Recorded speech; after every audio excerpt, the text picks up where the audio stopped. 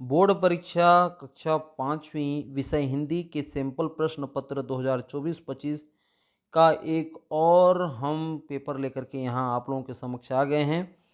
इसके पहले भी हमने एक मॉडल पेपर आप लोगों के लिए हमने अपलोड कर दिया है, तो जा कर के आप उसे देख सकते हैं। यहाँ पर पहला ही प्रश्न है सही विकल्प। घी, गुड़ व शहद देने वाला वृक्ष है, आम है या अमरूद है या चिंवरा या कहें बरगद। तो आप लोगों ने पढ़ा ही होगा चिंवरा के विषय में। तो चिंवरा जो है घी, गुड़ और शहद देने वाला वृक्ष होता है। डामर किसे कहते हैं? डामर किसे कहेंगे? कोलतार को या सड़क को या कोयला को या सीमेंट को? जी हाँ, सही उत्तर है कोलतार को। आदिवासियों को हो गया, आदिवासियों का विद्रोह का नाम था। आदिवासियों का जो विद्रोह था उसका क्या नाम था? तो उसका नाम था स्वतंत्रता क्रांति या सोच या कहें चिपको। तो इसका सही उत्तर है भूमकाल। बस्तर में हुआ था ये भूमकाल विद्रोह, आप लोगों ने पढ़ा ही होगा। फिर आगे है, देश की सीमाओं की सुरक्षा का दायित्व तो होता है शिक्षक पर या सेना पर या डॉक्टर पर या खुद पर। तो इसका सही उत्तर होगा सेना पर। बहुत ही इंपॉर्टेंट प्रश्न है। ऋषि के कितने शिष्य थे? तो ऋषि के 3 शिष्य थे। ठीक है। मोइना के भाई व पिता के बारे में लिखिए। मोइना के भाई और पिता के बारे में देखिए, मोइना का भाई जलाऊ लकड़ी लेने के लिए जाता था, है ना, जलाऊ लकड़ी लेने के लिए जंगल जाता था। तो क्या था मोइना का भाई? अब इस हिसाब से लकड़हारा था, है ना। और फिर कहें तो उसके पिता के बारे में, तो उसके पिता काम की तलाश में जमशेदपुर गए थे। उसके पिता काम की तलाश में जमशेदपुर गए थे। बस यही जानकारी है, तो आप इन चीज़ों को लिख सकते हैं, जमशेदपुर गए थे। फिर आगे है कि भारतीय सैनिक किस लिए विख्यात है? भारतीय सैनिक अपनी बहादुरी, अनुशासन और देशभक्ति के लिए विख्यात है। बालक मोहन ने कौन सा शब्द गलत लिखा था? तो कैटल शब्द गलत लिखा था। बाबा अंबेडकर को किस नाम से जाना जाता है? बाबा अंबेडकर को डॉक्टर भीमराव अंबेडकर के नाम से जाना जाता है। पगडंडी और सड़क में क्या अंतर है? पगडंडी व सड़क में क्या अंतर है? पगडंडी पैदल चलने के लिए, यहाँ पर आप लिखेंगे तो पगडंडी क्या है? पैदल चलने के लिए बना हुआ एक छोटा सा रास्ता है। पैदल चलने के लिए आप लिख सकते हैं, पैदल चलने के लिए एक छोटा रास्ता है। और हम सड़क की बात करें तो सड़क जो है वाहन चलने के लिए, वाहनों को चलने के लिए एक चौड़ा रास्ता है ना, चौड़ा या मजबूत रास्ता कहें। ठीक। और ये अक्सर पक्का होता है। सड़क क्या होता है? पक्का होता है। और पगडंडी क्या है? कच्चा होता है। कच्चा यानी जो ऐसे ही जो प्राकृतिक क्षेत्रों में जंगल या पहाड़ों में पाया जाता है। ठीक है। तो ये हो गया। इंद्रधनुष में कितने रंग होते हैं? तो इंद्रधनुष में 7 रंग होते हैं। और 7 रंग जैसा कि एक सूत्र है, बयानी अ पी ना ला। बयानी से मतलब वैसे, बैगनी, आ से आसमानी, या कई इसको बैजानी भी बोलते हैं। तो जा होगा तो जामुनी, है ना। तो जा यदि रहता तो जामुनी, और यहाँ पर आ है तो आसमानी हम लिख दें। नी से नीला, ह से हरा, पी से पीला, ना से नारंगी और ला से लाल। नन्ही चिट्ठी क्या करती है? नन्ही चिट्ठी दाना लेकर चलती है। दाना लेकर चलती है। तो आप लिखेंगे नन्ही चींटी दाना लेकर चलती है और साथ में दीवारों पर चढ़ते समय 100 बार फिसलती है लेकिन हार नहीं मानती। तो इस चीज़ को आप जरूर लिखें कि दाना लेकर चलती है और चढ़ते समय 100 बार फिसलती है लेकिन हार नहीं मानती। हार नहीं मानती क्यों? क्योंकि कोशिश करने वालों की कभी हार नहीं होती। फिर आगे हम देखें अगला प्रश्न, डॉक्टर अंबेडकर महान क्यों माने जाते हैं? तो डॉक्टर अंबेडकर महान इसलिए माने जाते हैं क्योंकि भारत के संविधान बनाने में उनकी मुख्य भूमिका थी। भारत देश की जो संविधान है ना, भारतीय संविधान के निर्माण में मुख्य भूमिका थी उनकी, मुख्य भूमिका। ठीक है। साथ ही उन्होंने दलित व गरीब, उस समय दलित जो है अक्सर गरीब ही थे, तो दलित और गरीबों के अधिकार के लिए संघर्ष किया, अधिकार के लिए संघर्ष किया, इसलिए वो क्या महान माने जाते हैं। साथ में उन्होंने शिक्षा को भी बढ़ावा दिया, इनकी शिक्षा पर भी उन्होंने बहुत ज़्यादा काम किया है, शिक्षा को बढ़ावा दिया। शहद कैसे बनाया जाता है, इसकी प्रक्रिया पर एक आलेख आपको लिखना है। तो शहद बनाया जाता है मधुमक्खियों द्वारा, है ना। तो शहद कैसे बनाया जाता है? मधुमक्खी द्वारा। तो आप क्या लिखेंगे? शहद मधुमक्खी पालन द्वारा बनाया जाता है, के द्वारा बनाया जाता है। ठीक है। और मधुमक्खी क्या करती हैं, इसकी प्रक्रिया क्या है? मधुमक्खी फूलों से रस लेती हैं, फूलों से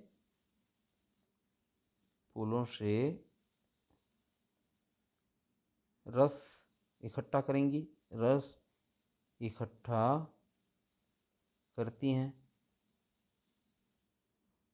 और फिर भी अपने मुंह में ले जा कर के छत्ते पर जमा करती हैं। ठीक है।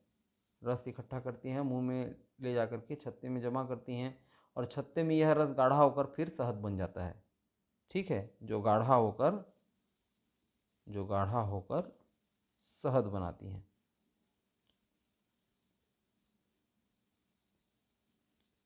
ठीक।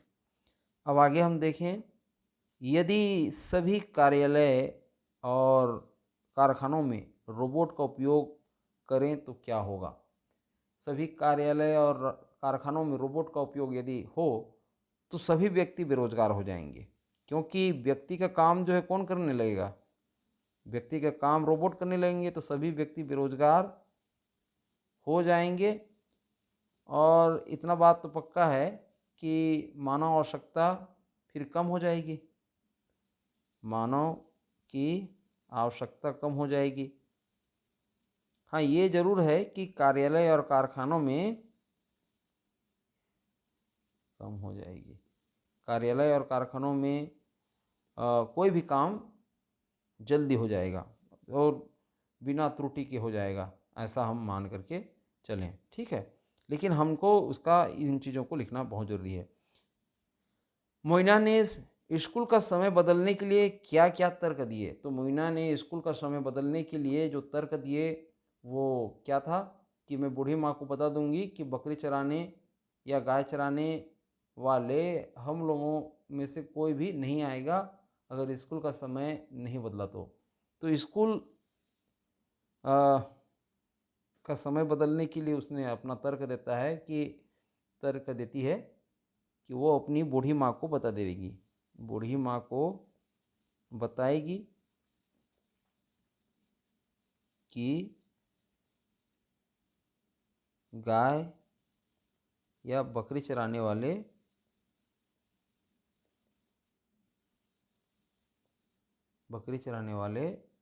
कोई नहीं आएगा,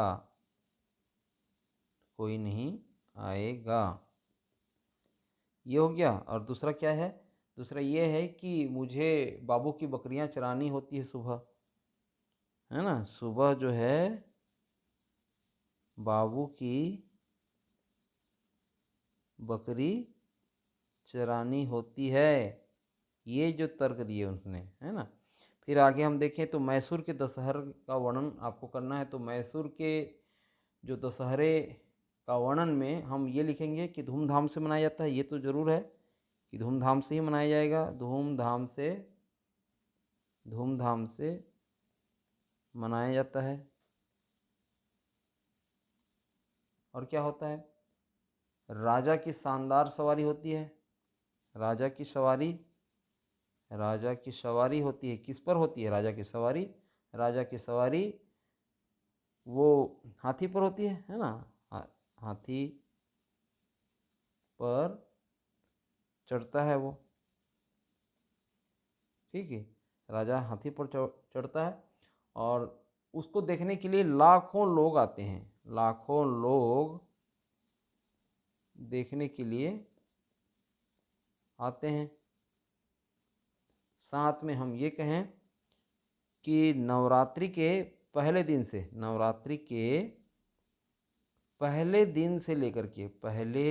से लेकर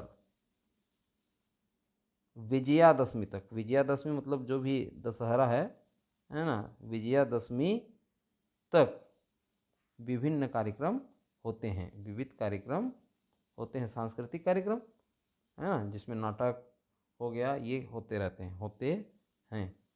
तो बच्चों इसको आप लोग क्रमबद्ध लिख लेंगे। सुनीता को दुकानदार का व्यवहार क्यों बुरा लगा? देखिए, दुकानदार ने थैला जो है सीधे सुनीता की गोद में रख दिया। थैला को सुनीता के गोद में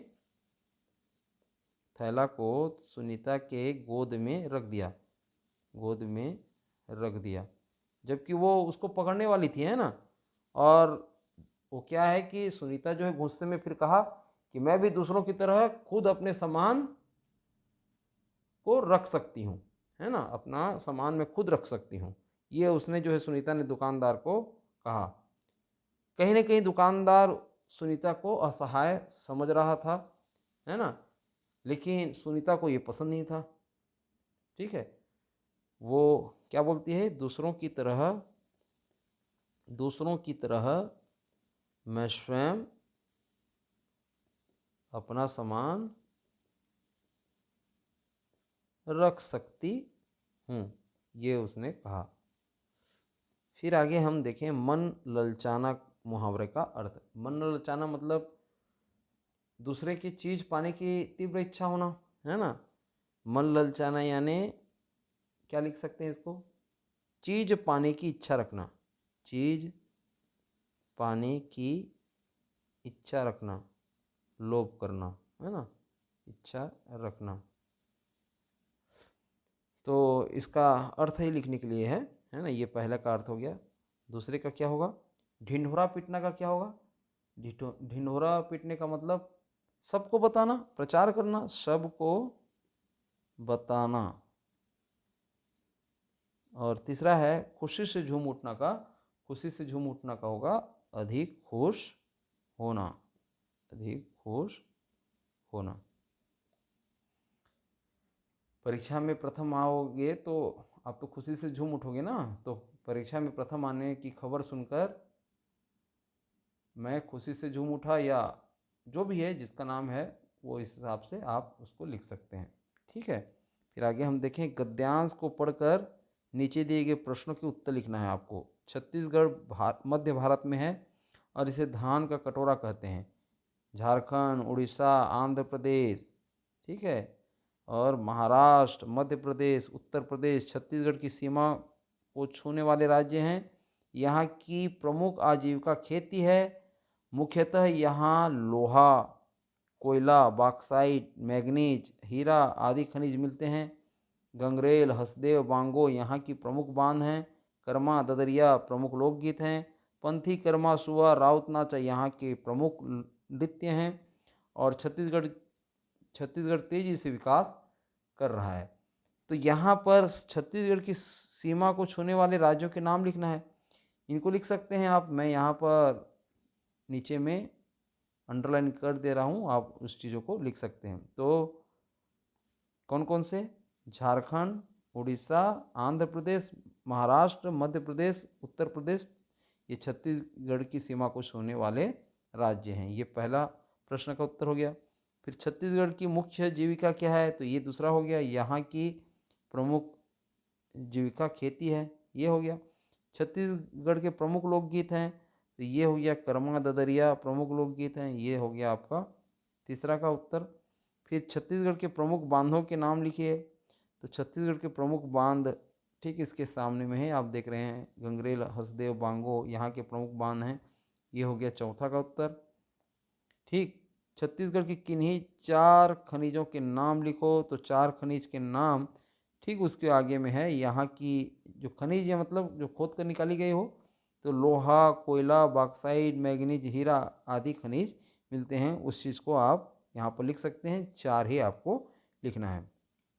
फिर है स्थानांतरण प्रमाण पत्र है तो आवेदन पत्र। देखिए, इसके बारे में हमने एक और मॉडल आंसर में कुछ डिटेल से बता दिया है, तो जा कर के आप उनको देख सकते हैं। अपने माताजी को अपने हॉस्टल के बारे में पत्र लिखो, ऐसा है। तो आप हॉस्टल के बारे में लिख सकते हैं क्या, किस प्रकार से? प्रिय माताजी, या जो भी है, पूज्य माताजी, प्रिय माँ भी लिख सकते हैं। और मैं यहाँ कुशल से हूँ, आशा करता हूँ कि आप भी कुशल से होंगी। और मैं आपको अपने हॉस्टल के बारे में कुछ बताना चाहूँगी। तो मेरा हॉस्टल शहर के एक शांत इलाके में स्थित है ना। 3 मंजिला इमारत है, 100 कमरे हैं, जो भी आप लिखना चाहें, जो भी चीज़ें हैं, है ना। यदि हॉस्टल में आप लोग रुकते हैं तो बताना तो आसान है। देखिए, इस प्रकार के पत्र आज के डेट में तो लिखे नहीं जा रहे हैं, लेकिन हाँ, परीक्षा की दृष्टि से एकदम महत्वपूर्ण है, तो आपको तो लिखना ही होगा। और हॉस्टल में एक बहुत बड़ा भोजन कक्ष है, एक साथ सभी भोजन करते हैं, भोजन स्वादिष्ट होता है। ठीक है, इस प्रकार से आप लिखेंगे और आप जो है अपनी माँ को जो है बुलाएंगे। और मुझे उम्मीद है कि आप भी मुझे जल्द मिलने के लिए आएंगी, और मुझे फिर अपना हॉस्टल दिखाने में बहुत खुशी होगी। आपकी प्यारी बेटी या बेटा करके आप अपना नाम लिख करके इसको लिख सकते हैं। फिर है किसी एक विषय पर निबंध लिखना है। निबंध, जो जो निबंध महत्वपूर्ण हैं उनका हमने यहाँ पर जिक्र किया है। दीपावली, होली, महात्मा गांधी या छत्तीसगढ़ के महापुरुष कोई भी, तो इनका आप लिख सकते हैं। दीपावली के बारे में मैं आप लोगों को हल्का सा बताना चाहूँगा। इसके पहले मैंने होली का जिक्र किया था, वहाँ पर बताया था एक और दूसरे मॉडल आंसर में। तो यहाँ हम दीपावली के बारे में बताएं ये कि हिंदू का ये प्रमुख त्यौहार, हिंदू त्यौहार है। क्या है ये? हिंदू त्यौहार। ये पहला चीज़ हो गया, इसका जिक्र करेंगे। दूसरा चीज़ यही कि कार्तिक मास में इसको मनाया जाता है, कार्तिक मास में। ठीक है, कार्तिक मास के अमावस्या को। साथ में तीसरा चीज़ ये है कि इसको दीपों का त्यौहार कहा जाता है, दीपों का त्यौहार। ठीक है, और प्रकाश पर्व भी कहा जाता है ना। तो भगवान राम 14 साल की वनवास के बाद अयोध्या लौटे थे, है ना। इसका भी जिक्र करेंगे, भगवान राम के वनवास की, है ना, बात का भी जिक्र करेंगे आपके निबंध में। फिर आप ये भी कर सकते हैं कि घरों की साफ़ सफाई के बारे में भी बता सकते हैं। घर की साफ सफाई होती है इस त्यौहार में, इसके बारे में भी बता सकते हैं। साथ में रात को लोग दिए जलाते हैं, दिए जलाने की बात को आप कर सकते हैं। दिए जलाने की बात को, है ना, दिए जलाए जाते हैं। और साथ में मिठाई बांटी जाती है, मिठाई बांटते हैं, उसके बारे में भी आप बताएंगे अपने निबंध में। साथ में बुराई पर अच्छाई की जीत, इसको भी बताएंगे। बुराई कौन? जैसे कि रावण, है ना।